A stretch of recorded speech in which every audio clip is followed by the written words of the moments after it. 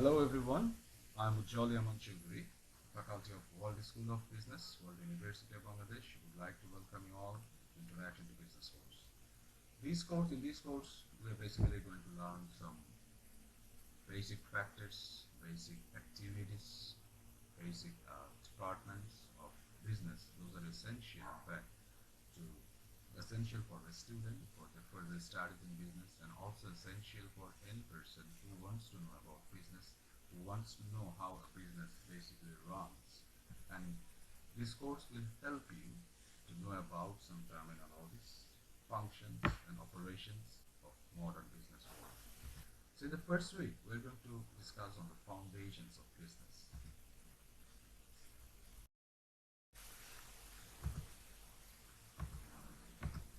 Here we see four big personalities. All of them are founders, entrepreneurs, and successful in their business in the business world.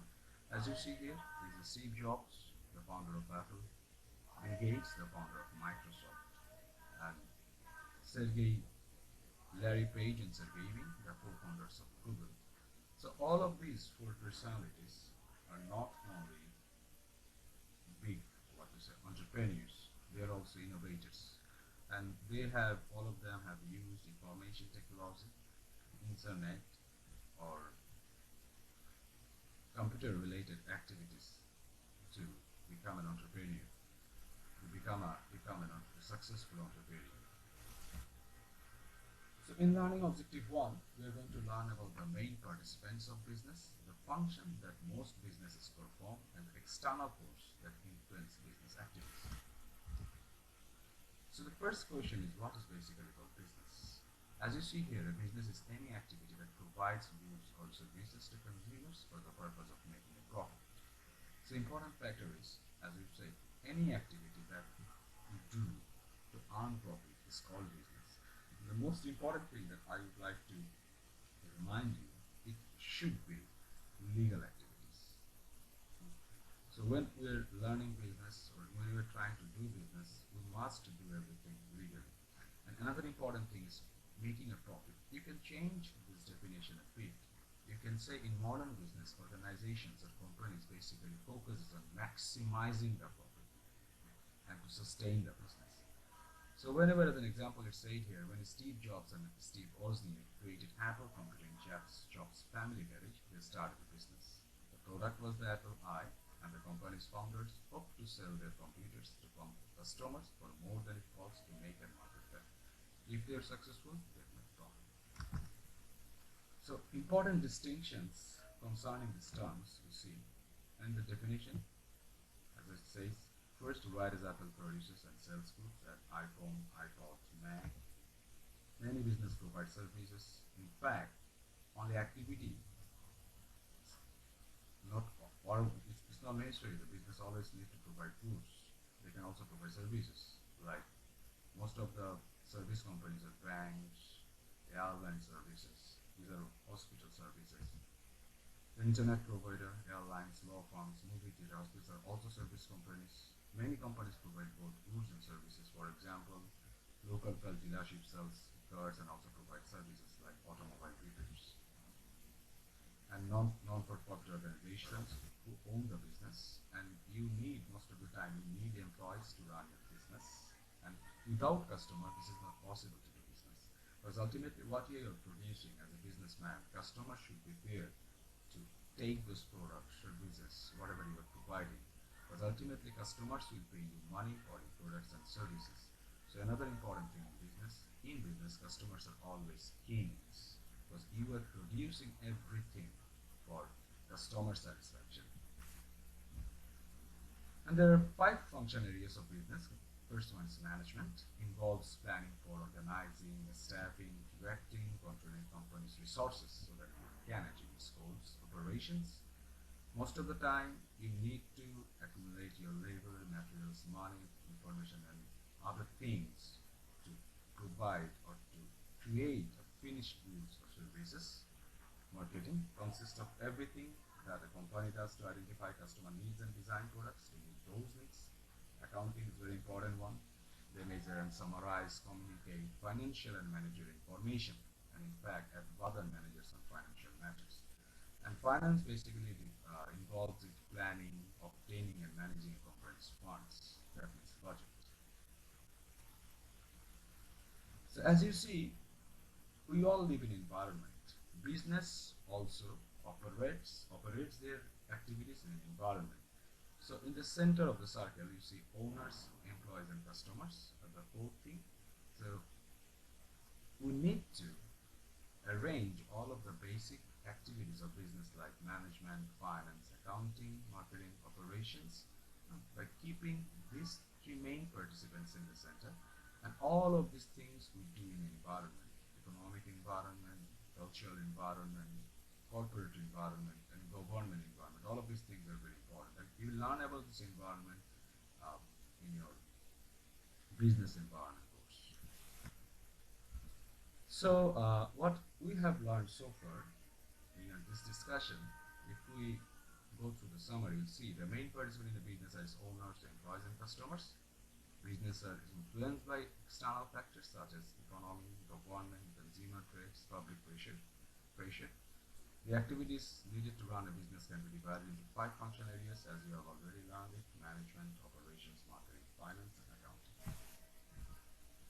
In learning objectives 2, we are going to learn about define economics and identify factors of production, explain how economists answer the 3 key economics questions, and compare and contrast economic systems. So first of all, economics is a very important thing to learn for a businessman, for everyone.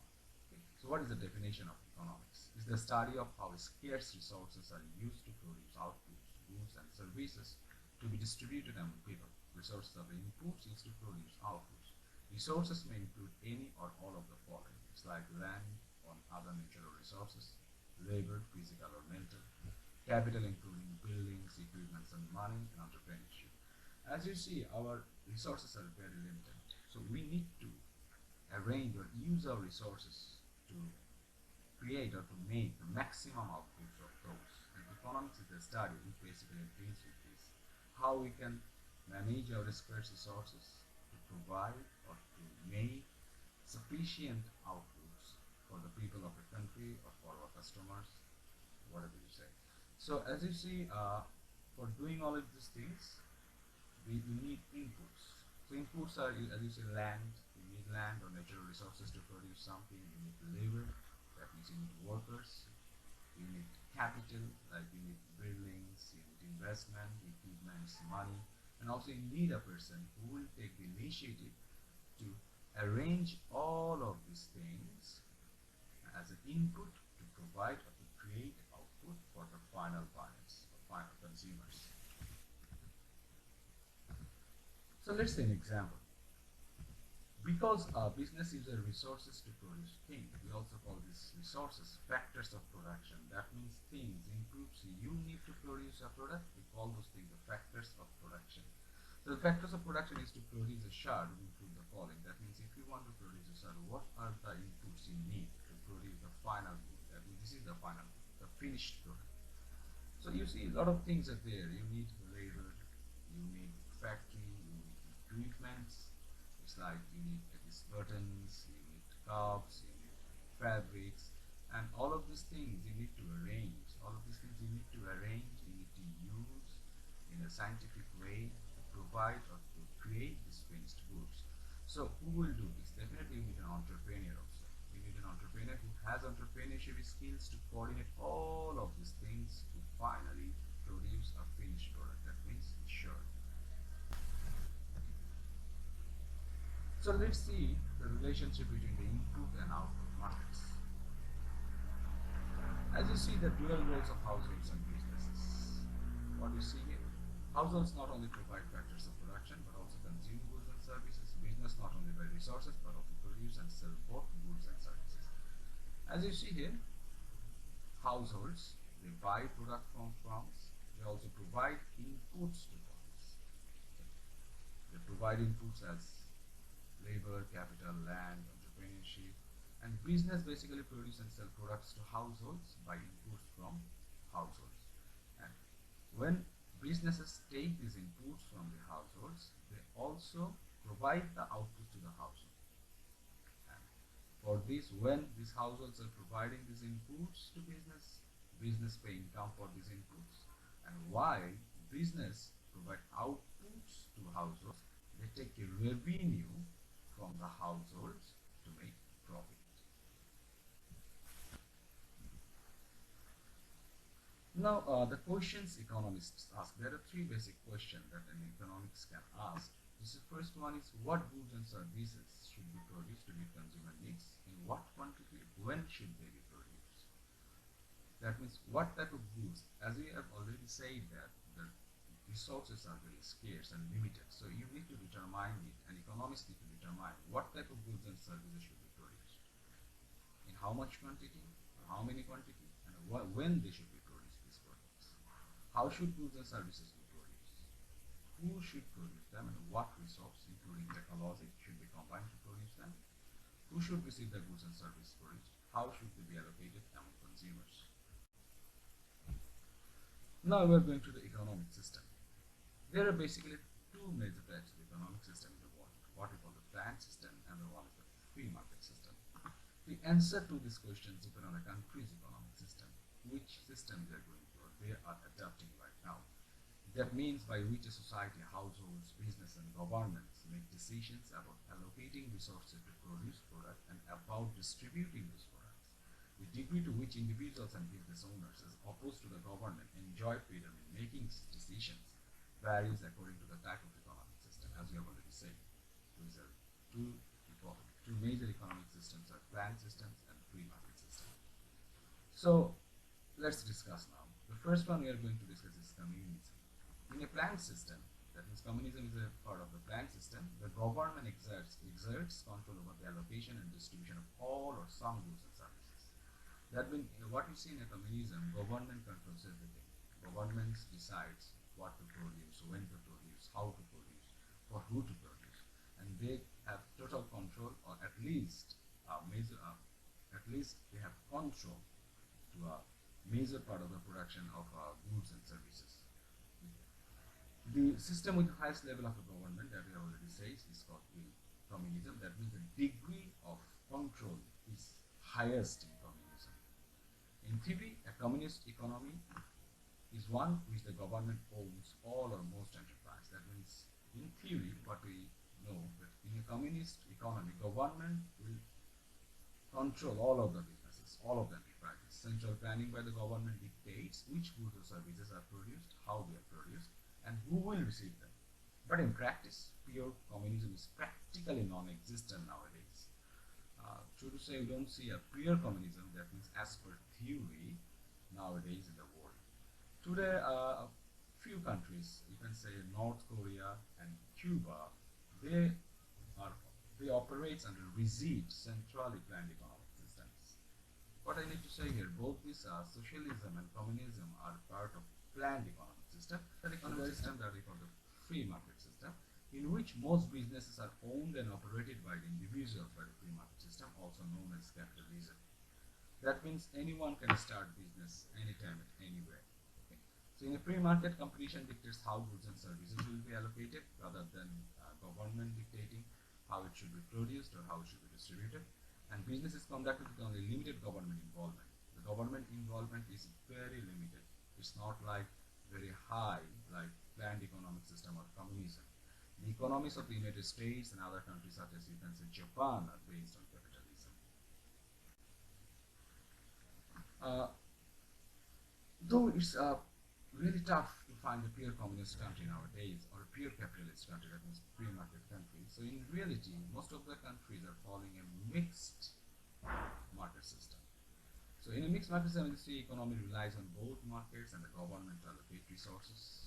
We have already seen that this is what happens in socialist economies in which the government controls selected major industries such as transportation and healthcare while allowing individuals to control other industries. So even previously, communist economies such as those of Eastern Europe and China are becoming more mixed nowadays, adopt capitalistic characteristics and convert businesses previously owned by the government to private ownership, a process called privatization. In fact, Bangladesh is also following a mixed market system. So here, as you see, the planned system, communism. Just the opposite of the communism is capitalism, that is the free market system we call, and in between these two is find socialism. So in communism, high degree of government control, high level of social services, and in capitalism, we see low degree of government control and low level of social services. And socialism stands in between of these two.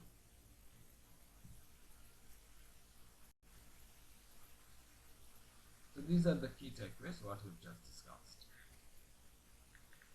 Now in learning objective 3, we are going to learn about the perfect competition and explain how supply and demand interact to set prices in a free market system. In fact, in a market, competition can be of four types. So one is perfect competition, another one is monopolistic competition, oligopoly competition, and monopoly competition. So let's start with perfect competition. As I've just said, economists have identified four types of competition. Those are perfect, monopolistic, oligopoly, and monopoly. So what is basically perfect competition? Perfect competition exists when there are many consumers buying a standardized product. That means there is almost no difference between the products. Among the products, more or less the products are same. As you say an example, you can say the difference between apples. Wherever apples are more or less like same, you'll find more or less like same types of apple and same types of apple from many different types of buyers, from numerous small businesses, because no seller is big enough or influential enough to affect price, as all of them are selling the same type of product, the sellers. So it's really tough to influence the price. Sellers and buyers accept the most of the going price, and this the situation. If this situation exists, that means identical products or standardized products. Many buyers sell standardized products, and there are many buyers and sellers in the market. We call it perfect competition. For an example, as you say, when a commercial fisher brings his fish to the local market, he has little for the price. He gets and must accept the going rate.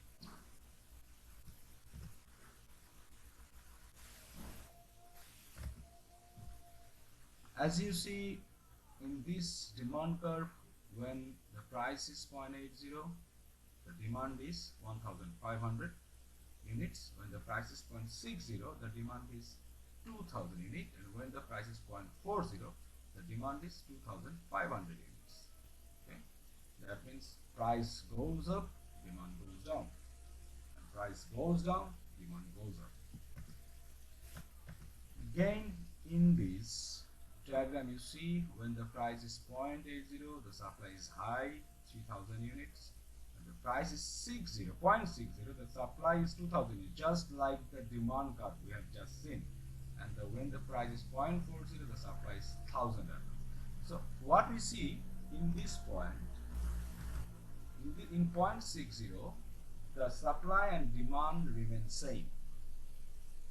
When the price is 0.60, the supply and demand remain same. That means these two curves interact with each other at this point. So this can be set as the equilibrium price for apples.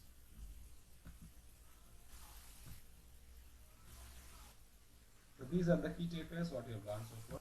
So now we are going to know about the monopolistic competition. In monopolistic competition, we still have many sellers, like the perfect competition.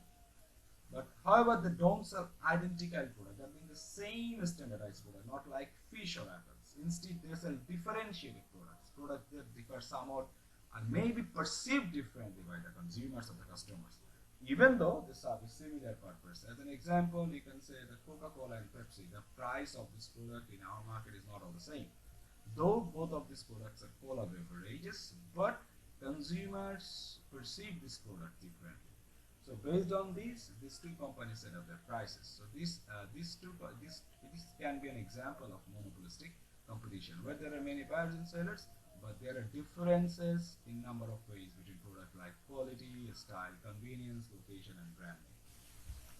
Then oligopoly market. Oligopoly means few sellers. In an oligopolistic market, each seller supplies a large portion of all the products sold in the marketplace. In addition, because the cost of starting a business in an oligopolistic industry is usually higher, so the number of sellers are lower, the number of firms entering is low. So as in our telecommunication industry, we see that Grameenphone, we have very few companies like Grameenphone, Robi, Teletalk, and Banglalink, But these 4 or 5 companies serve 17 crore people in this country. They they are basically doing business in mass markets. They are producing, they are creating product more or less everyone, but the number of companies are very low here, and this industry can be identified or can be seen as an oligopolistic industry in Bangladesh market. Then monopoly. Monopoly means in terms of the number of sellers and degree of competition, monopolies lie at the opposite end of the spectrum from perfect competition. That means what we have already learned, in perfect competition there are lots of buyers and sellers have very little control over the price. But in monopoly market, there are only most of the time only seller. There is only a single seller. In perfect competition, there are many small companies, as you say, but in a monopoly, however, there are only one seller in the market. The market could be a geographical area, such as a city or a regional area, and doesn't necessarily have to be an entire country. So in Bangladesh, as you see, Bangladesh Railway, though these are government-owned organizations like Bangladesh Railway, Titash Gas, or WASA, but all of these organizations are a single service provider in the market. There is no other companies and no other alternatives. So they can be termed, or they can be said as the organizations who are doing their operations in monopoly market. So this is all for today. Thank you very much. Hope you have understood and enjoyed the session.